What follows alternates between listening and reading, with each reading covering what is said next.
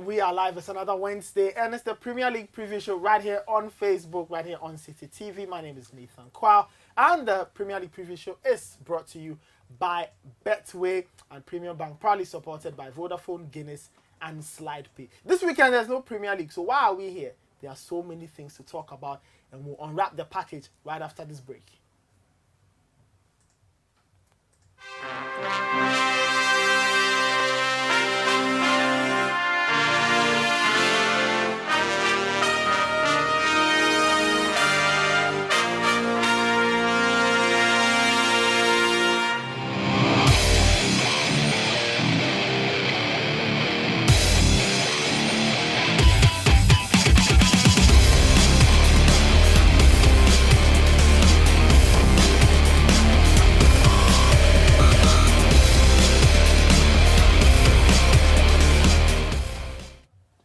Hi, we are back. Thank you very much for staying tuned. It's the Premier League Preview Show right here live on City TV. Nathan Kwao in the hot seat. Benjamin and Ketia joins me. But before I get to Benjamin, today's a special day. Today I want to give out a prize. I want to give out a jersey.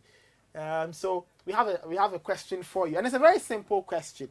I want you to tell me who was Arsenal's first goal scorer this season. Who was Arsenal's first goal scorer this season? Drop your answers. The first person to drop the answer will be getting a prize at the end of the show. So you join us sometime next week. You get to be with us live. You get to see your prize and all of that. It should be fantastic. You get to share your thoughts with us as well. So the question again, who was Arsenal's first goal scorer in this season's Premier League? I'm sure Benjamin knows the answer, but he won't tell us. Repping hard today. But he won't tell us. Hi, it's nice to have you back. Not even international break could stop us. Yeah, nothing stops us. Nothing. You know, we thought we would have an easy week, but the Premier League teams have given us something to talk about. So we'll pick out some of the fallouts from last week and try to look ahead, because some of the things do have a consequence on the following week. Let's start off with Alvaro Morata. And what we all feared has come true. He's out for about 6 weeks. He, tore a few muscles. It wasn't a tear, but he injured a few muscles around the hamstring area. Lost out on that Chelsea game. Lots of people say that was where Chelsea lost the match. But what does it mean for Chelsea now? What does this injury mean to Chelsea? 6 weeks possibly without their star man. They need to find goals from somewhere else. Well, basically, what I asked myself when that Morata injury happened and they effected a change and brought on Willian is, what the hell is Antonio Conte doing? Okay. I feel that the club have disrespected Michy Batshuayi way too long. But could it not Chelsea be that Michy Batshuayi hasn't sold himself well enough? How else is a striker supposed to sell himself? Many people question his attitude.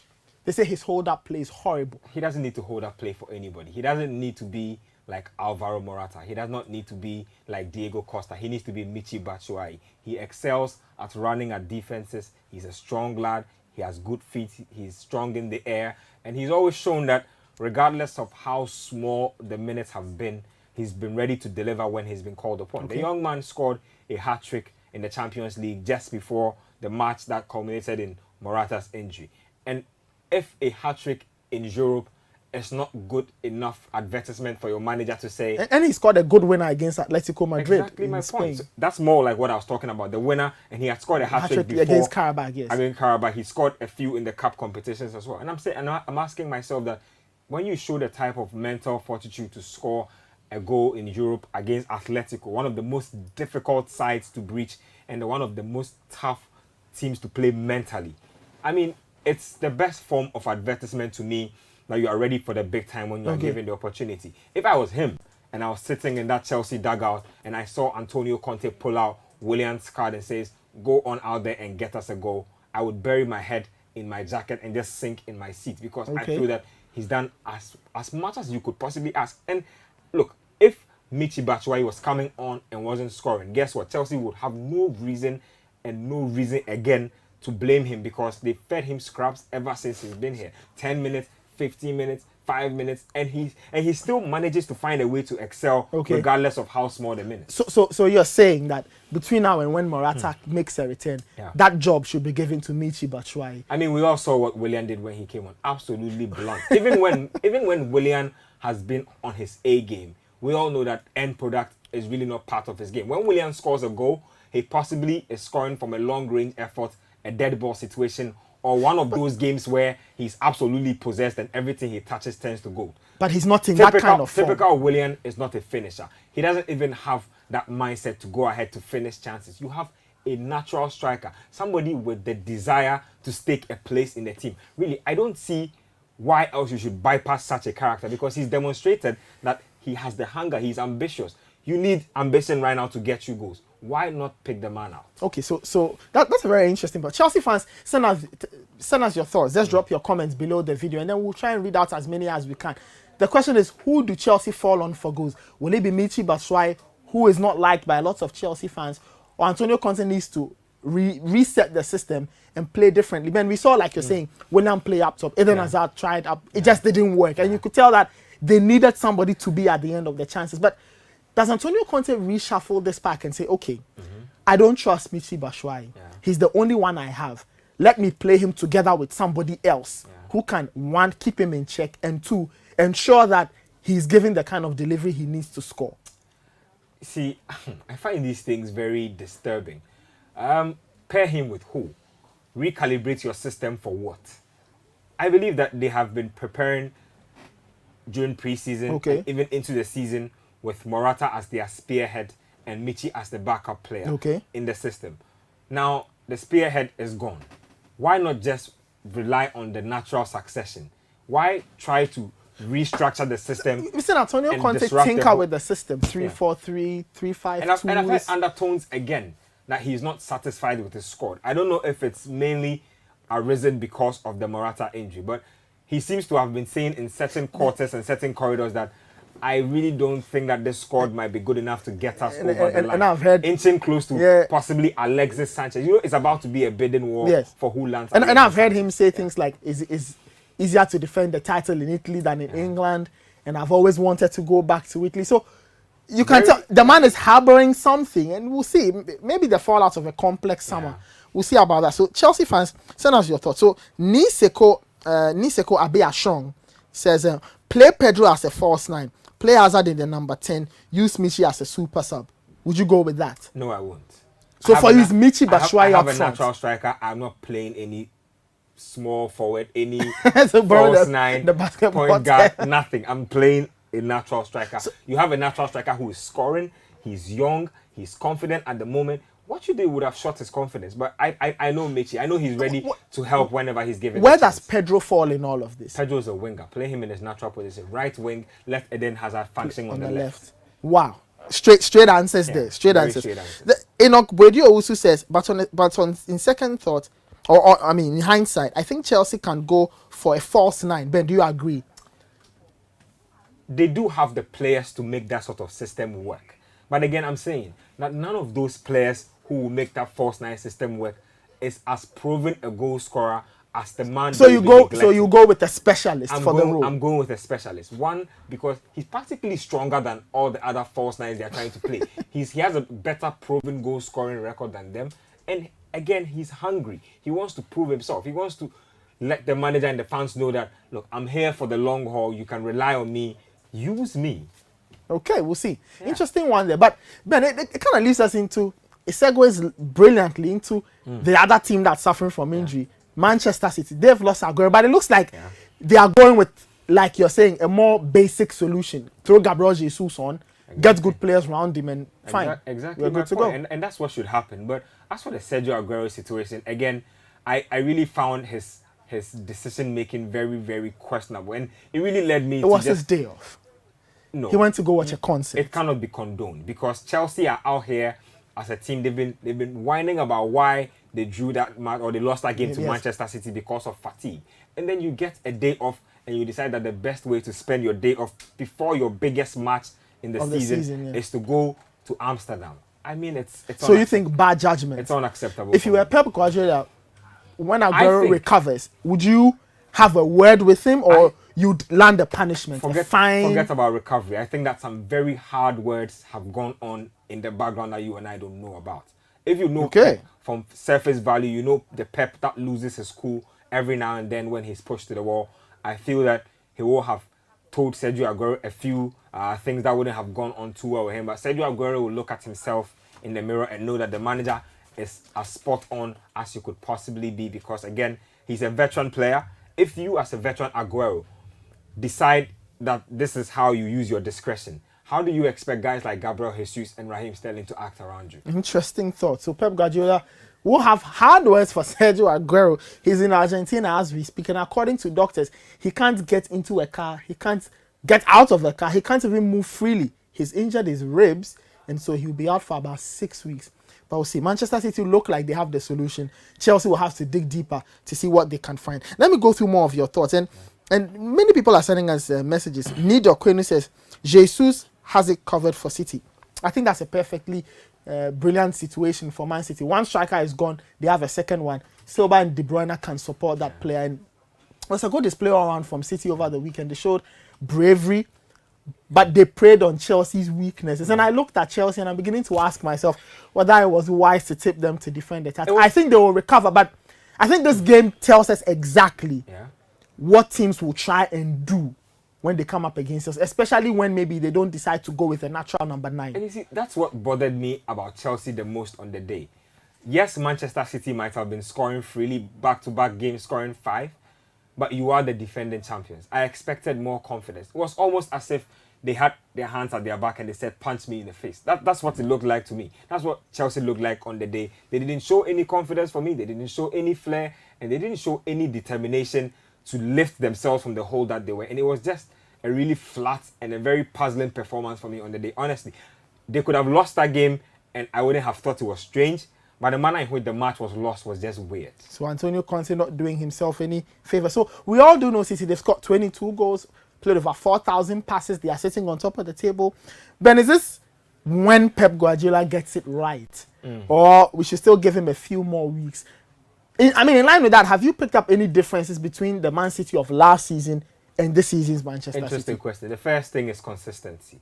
He's not tinkered as much with his formation and the overall system. Again, he's not tinkered with the playing personnel as well. He's stuck with what's worked with him, even when they had been in the Champions League encounter with Shakhtar, and one would have thought that a lot of his key players would have been stressed and tired. He kept a very consistent lineup, and I believe that that consistency has yielded some form of chemistry up front, exactly between guys like David Silva and Kevin De Bruyne.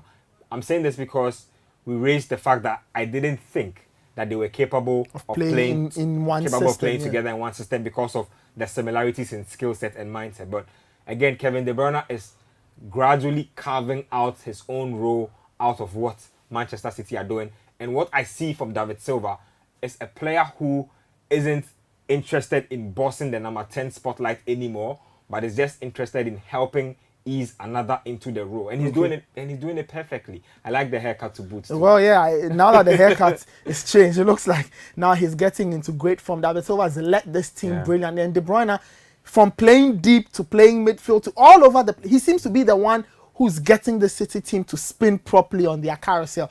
They look like contenders. We'll see. Let's talk about another team that has the skill offensively but defensively have major problems. Liverpool, and we saw another example of bad decision. So here Liverpool were in a transition. Jonjo Shelvey has the ball.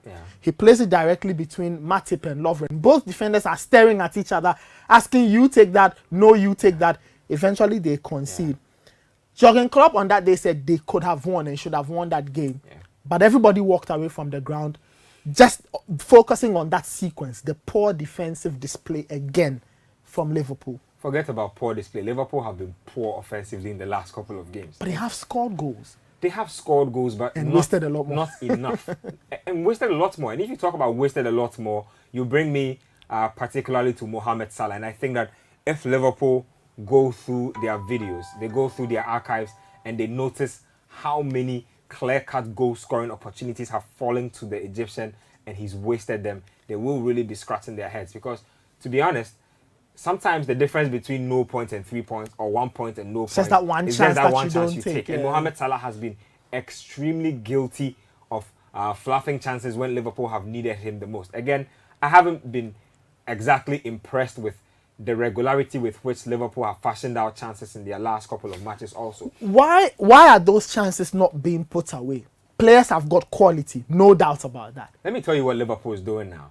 So the best of their goal-scoring opportunities this season have come from breakaway plays or from counter-attacking situations. Okay. That's when they've had the most clear-cut goal-scoring I opportunities. mean, it's logical because that's where defenses are out of shape. Exactly my point. A lot of the times when they've scored, when they've been in and around the box, it's been down to 1-2 play exchanges down the left-hand side or individual brilliance mostly. Okay. There have been few cases where the Liverpool offense have cut open the defense. And I'm not saying they don't cut open the defenses.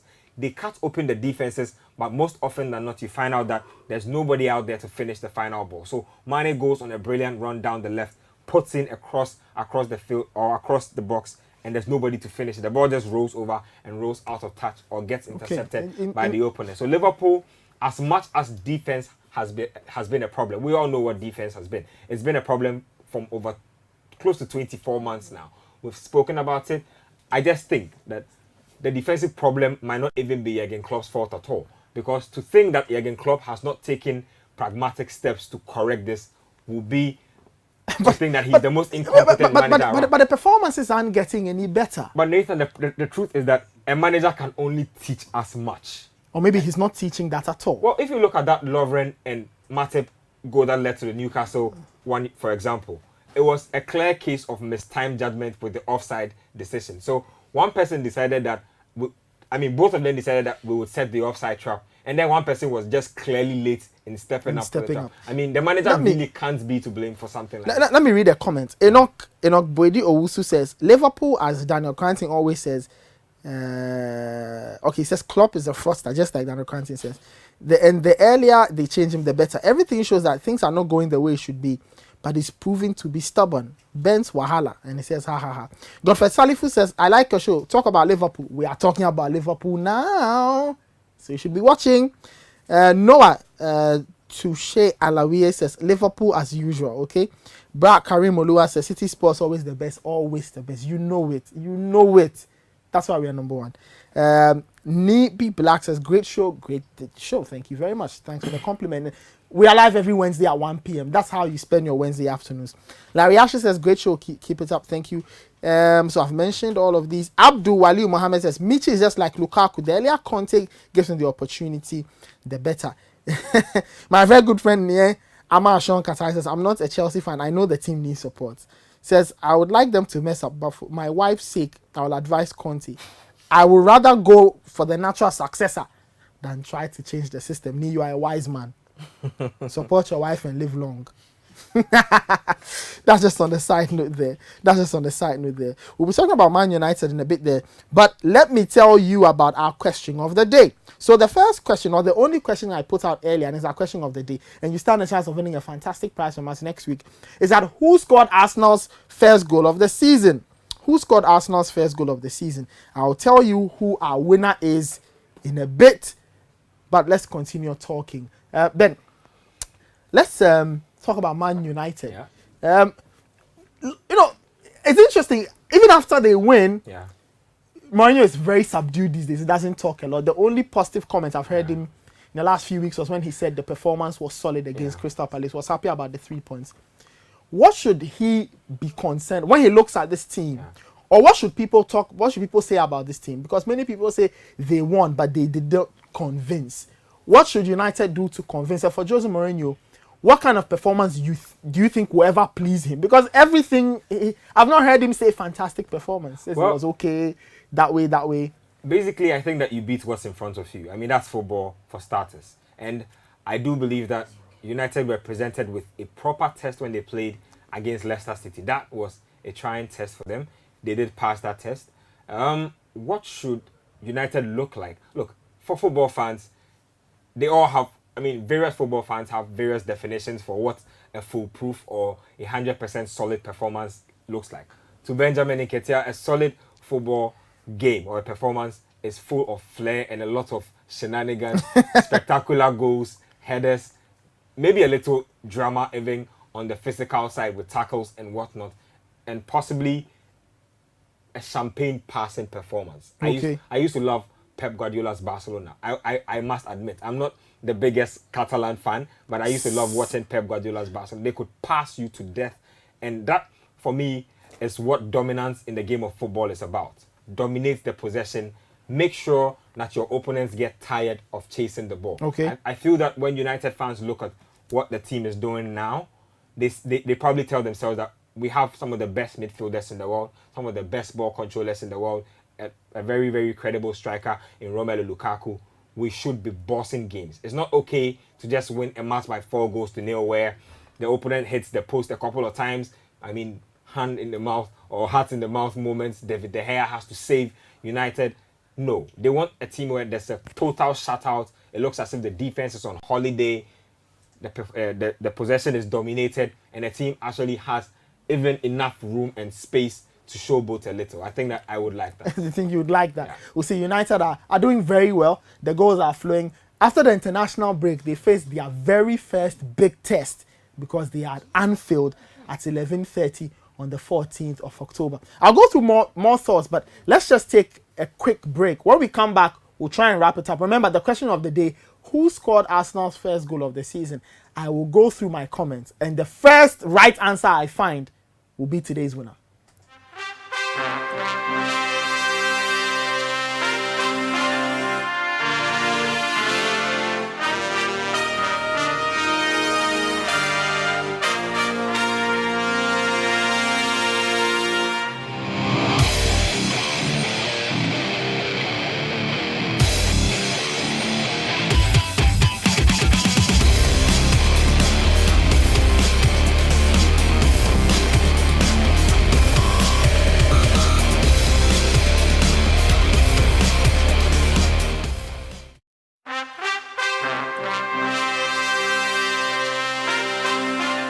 Hi, we are back as a Premier League preview show, and we'll be wrapping it up in a bit. So the question of the day at the start of the show was, who scored Arsenal's first goal of the season? And I have a winner.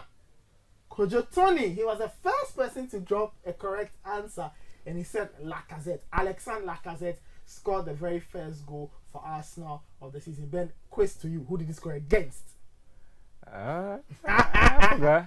Scored against Leicester City. Leicester City, About opening game of the 2.5 minutes. season. It was a Friday night. Friday, yeah. 2.5 minutes into it, Alexandre Lacazette got his. I remember the celebration now. The Arms hand wide on open. God, arms wide open. I remember that one. Calm, Leicester cool. City. This Yeah. is he celebrates with some more like this, but what I like about Lacazette is from his time in France in that Europa League, scoring was just stone faced, Yeah. just looking on.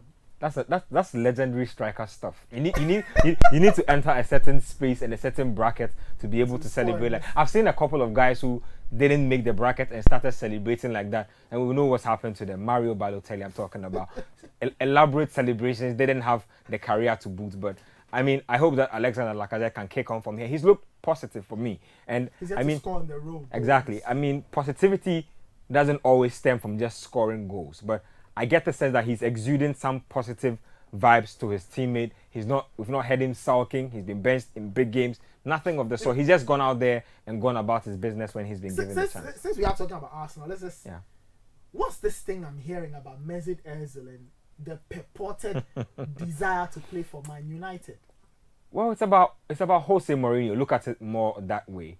When Mourinho was at Real Madrid, Ozil obviously was his most trusted lieutenant, and that obviously resulted in Ozil creating more goals for Cristiano Ronaldo than any other player on the planet, and they did it in a very short space of time. Okay. So, I mean, I'm one to think that Ozil's ambition, his drive, and also his disposition to win has dropped a lot under Arsene Wenger. Okay. It's almost as if he's indifferent. Like, well, if the results come, that's fine, I'll take it. If it doesn't come, why not?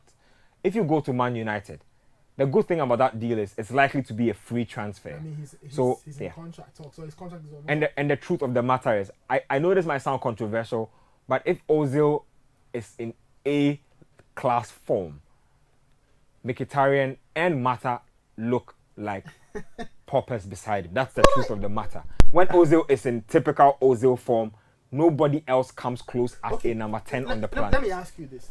Yeah. So, assuming United grab Ozil in the unlikeliest of cases. Yeah. Unlikeliest of cases? I think you want to revise that. What happens to the other number 10s, Mata and Mkhitaryan? Well, it depends on what Mourinho wants to do. It depends, again, on how driven Mesut Ozil is. Like I just said, I feel that his ambition has declined a lot under Arsene Wenger. So it means that he would have to start on a back foot. Really, he will have to. But again, I'm maintaining that when he's perhaps again we are speaking about ifs. If when he signs and he's gone through a few games with the team, gone through his paces, he's been given the requisite playing time. To build up form.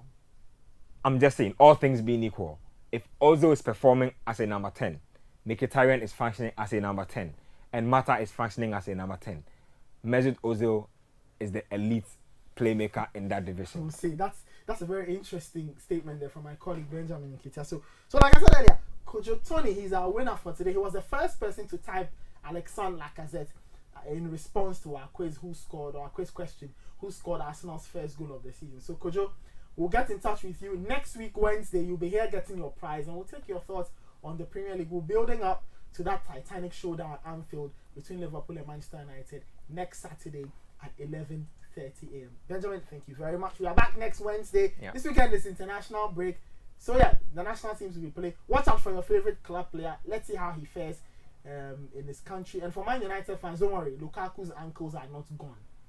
It's just slide down. But he'll be fine. He will return and score more goals. I'm telling you for a fact. But that's our show for today. Proudly brought to you by Betway, by Premium Bank, and proudly supported by Vodafone, Slide Pay, and Guinness. I almost missed out on Guinness. Guinness made of more. Guinness has the power. So go out there and get yourself a Guinness. All right, that's our show for this week. We'll be back next week with more interesting results, more interesting discussions. Maybe by then we'll figure out if Mesut is actually going to Man United or not. But Kojo Tony, again, you are a quiz winner. Get in touch. We'll fix a nice date next Wednesday. You come and pick up your prize. Do enjoy the rest of your Wednesday. Take care. Bye bye. The preview show returns next Wednesday at 1 p.m. Scores!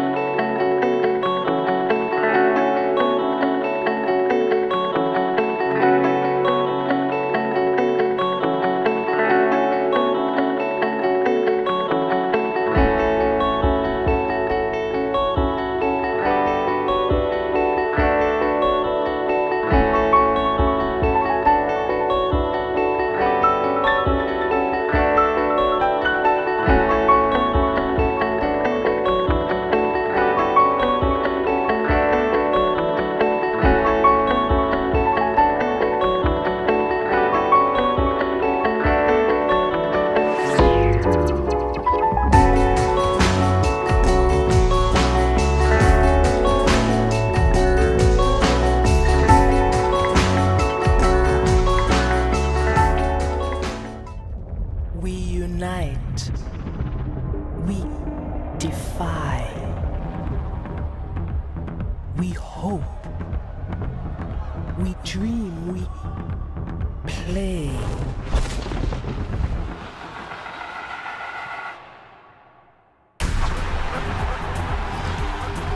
We are fire in our hearts.